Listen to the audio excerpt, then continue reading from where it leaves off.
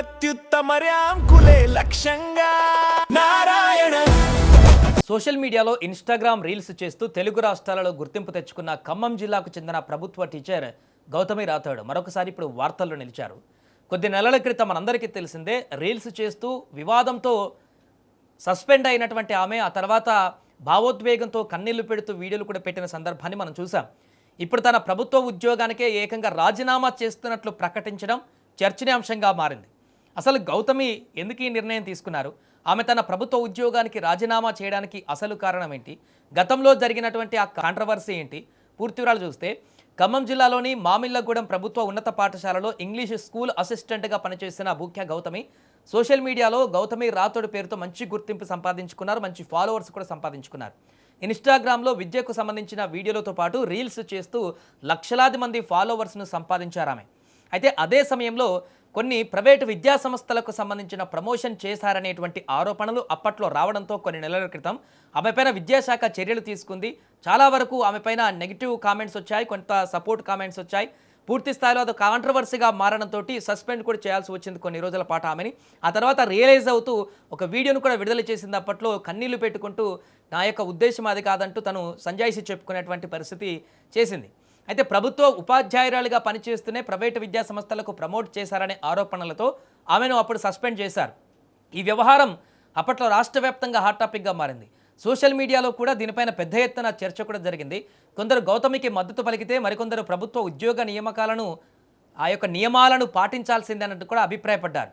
అయితే తాజాగా విద్యాశాఖ ఆమెపై విధించిన సస్పెన్షన్ను ఎత్తివేస్తూ తిరిగి విధుల్లో చేరాలని ఆదేశాలు జారీ చేసింది. దీంతో గౌతమి మళ్ళీ ప్రభుత్వ టీచర్గా బాధ్యతలు చేపడతారని అందరూ భావించారు. కానీ ఊహించని విధంగా ఆమె మరో సంచలన నిర్ణయం తీసుకున్నారు. సస్పెన్షన్ ఎత్తివేసిన తర్వాత రీజాయినింగ్ కోసం వెళ్ళిన సమయంలో జిల్లా విద్యాశాఖ అధికారి అంటే డిఈఓ తనను తీవ్రంగా అవమానించారని గౌతమి ఆరోపించారు. అంతేకాదు తనను మానసికంగా వేధింపులకు గురి చేశారని కూడా ఆమె పేర్కొన్నారు. ఈ పరిణామాలతో తీవ్ర మనస్తాపానికి గురయ్యానని ఆమె చెప్పారు. దీంతో తాజాగా ఈ నిర్ణయం తీసుకున్నట్టు తెలుస్తుంది. ఈ విషయాలను వివరిస్తూ గౌతమి ఒక వీడియో విడుదల చేశారు. ఆ వీడియోలో ఆమె భావోద్వేగానికి లోనై కన్నీటి పర్యాంతమయ్యారు. మరొకసారి అధికారుల తీరును తాను భరించలేకపోతున్నానని, ఇక అలాంటి పరిస్థితుల్లో ప్రభుత్వ ఉద్యోగం కొనసాగించడం తన వల్ల కాదని చెప్పారు. అందుకే స్వచ్ఛందంగా ప్రభుత్వ ఉద్యోగానికి రాజీనామా చేస్తున్నట్లు ప్రకటించారు. గౌతమి విడుదల చేసిన వీడియో ప్రస్తుతం సోషల్ మీడియాలో వైరల్ అవుతోంది. ఆమె నిర్ణయం పైన నెటిజన్లు భిన్నంగా స్పందిస్తున్నారు. కొందరు ఆమెకు మద్దతుగా నిలుస్తూ ఆమె చేసిన ఆరోపణలపైన సమగ్ర విచారణ జరగాలని కోరుతున్నారు. మరికొందరు మాత్రం ప్రభుత్వ ఉద్యోగానికి రాజీనామా చేయడం కంటే చట్టపరంగా పోరాడి ఉండవలసిందని అభిప్రాయపడుతున్నారు.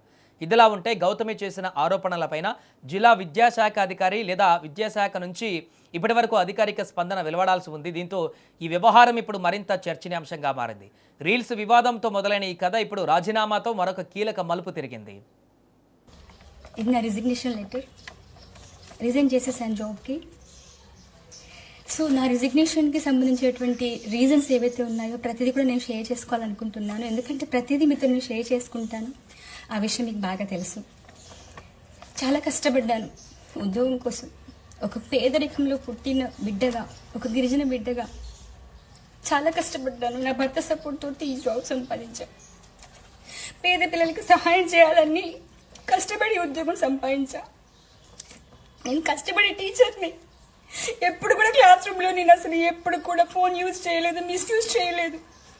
నా ఆనందం కోసం ఇంట్లో చేసుకున్నాను రీల్స్. కానీ నా మీద ఈ సమాజం ఎన్ని ట్రోలింగ్స్ వేసిందో. కనీసం అధికారులను కలవడానికి నేను ఎన్నిసార్లు వెళ్ళానో చెప్పులు అరిగిపోయేలాగా. ఒక్కసారి కూడా నాకు డిఓ మేడం గారు అవకాశం ఇవ్వలే అపాయింట్మెంట్ కలవడానికి. రోజంతా వెయిట్ చేయించారు, నాకు అవకాశం ఇవ్వలేదు. ఎందుకంటే తప్పు చేశాను కాబట్టిగా, నేను శిక్ష అనుభవించాలి కాబట్టి 6 నెలలు వాళ్ళు శిక్షించినట్టుగా నేను శిక్ష తీసుకున్నా.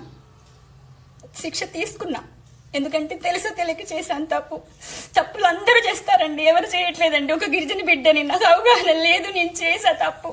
ఒప్పుకున్నా కూడా బయటకు వచ్చి చెప్పిన నేను. అయినా కూడా పెద్ద పెద్ద తప్పులు చేసిన వాళ్ళందరినీ కూడా తొందరగా జాబ్లో తీసుకున్నారు. నన్ను 6 నెలలు ఉంచారండి. నా బిడ్డలకి దూరం చేశారు. స్కూల్ పిల్లలు ఫోన్లు చేసి ఏడ్చారు తెలుసా.